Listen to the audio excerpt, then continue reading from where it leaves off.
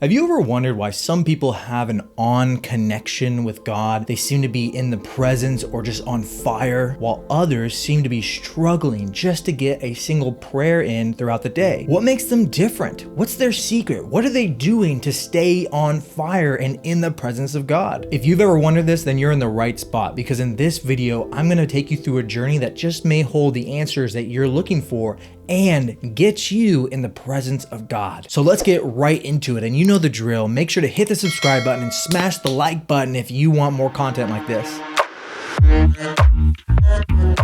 Our hearts yearn for communication and connection and a sense of belonging. It is in our DNA to not only seek that with people, but to also seek it with God. There was a time in my early life where my grandma began to take me to church when I was a young boy. The Sunday school would then show me videos and tell me stories about all the characters in the Bible. And as I listened to their stories and I watched the videos, I began to have this yearning, this desire for a relationship with God, because on the screen and what I was hearing from them was they were having a direct one-on-one relationship with God. But why wasn't I experiencing that too? Even as I got older, I watched the show called The Bible that was on the History Channel. And again, I watched God's people pray to him, speak to him, and hear an answer. And if they didn't hear an answer, they were expecting God to speak back to them. But I wasn't experiencing this in my life. It felt very one-sided a lot of the time. And when I looked around and saw other people, it kind of looked one-sided to them too. But it's interesting because scripture says that if you draw near to God,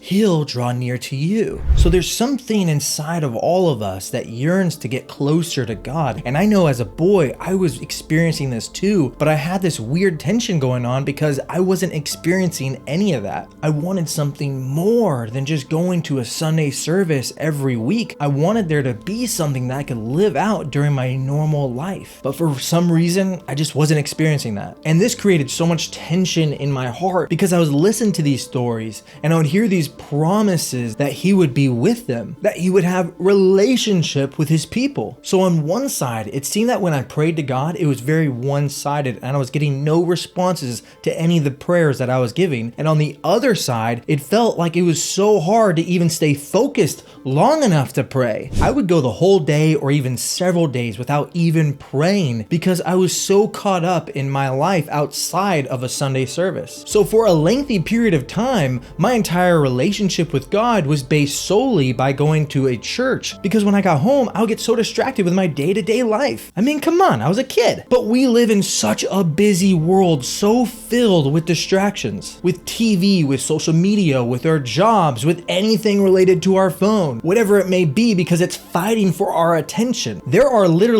teams at social media companies whose sole job is to figure out how to keep you on their app for longer. So just staying focused long enough to pray at my house was a large enough task. And I'm sure it may be for you too at times, with all the daily responsibilities that we have going on all the time. So there was this tension that I was in that I really wasn't even aware of at the time, and I certainly had no words to communicate it, but I knew one thing, and that was I wanted God to talk to me. So I did what most people do. I went to my church leaders and I asked them the question. I asked them, why am I not hearing God speak to me in my day-to-day life? And the answer I got was one of the most disappointing and heartbreaking things someone could ever hear when they're seeking out God. They said, God doesn't do that anymore. He doesn't speak to us. I'm just a boy. When I heard this, it crushed me. I was devastated to hear that the God that we're worshiping every single week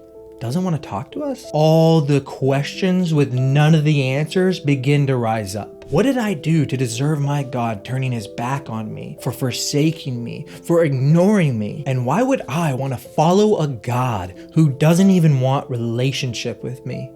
What's the point?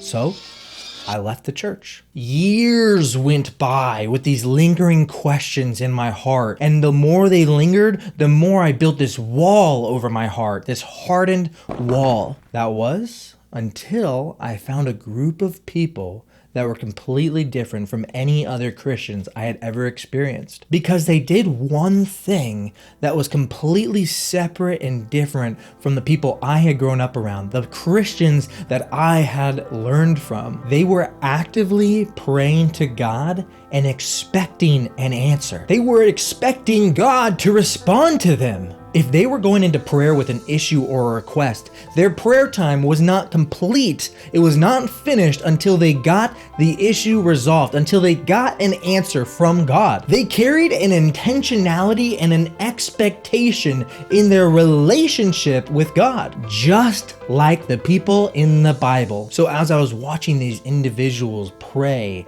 and expect a response from God, I noticed that my hurt, my walls, my betrayal began to melt away. And the feeling and the yearning and the desire to have a relationship with God began to rise up in me again. It had been dormant for well over 10 years. Don't get me wrong, it took time because honestly, I was super resistant to it. I had so many walls and hurt that were directed to God, but I ended up praying a prayer that was so different from any prayer I had ever prayed before, because in this prayer, I waited for a response. And it completely revolutionized my life because something happened that I never expected would happen. I got a response. I promise you, my life has never been the same. And my prayer life definitely has never been the same. So why is it that some people are walking in the presence of God? They're on fire, but some of us are struggling just to fit a prayer in throughout the day. It really is simplified into two things. The first thing is seeking God in every moment, action, and decision that we make. From brushing our teeth to taking out the trash. Doing it with an intentionality for God. Let me expand on this a little bit more, because there's one person who modeled this lifestyle like no other in the ability to practice the presence of God, and that is Brother Lawrence. And for those of you who don't know who Brother Lawrence is, he was a 17th century monk that was known for practicing the presence of God. Literally, people would travel thousands of miles to watch him wash dishes. I'm gonna say that again.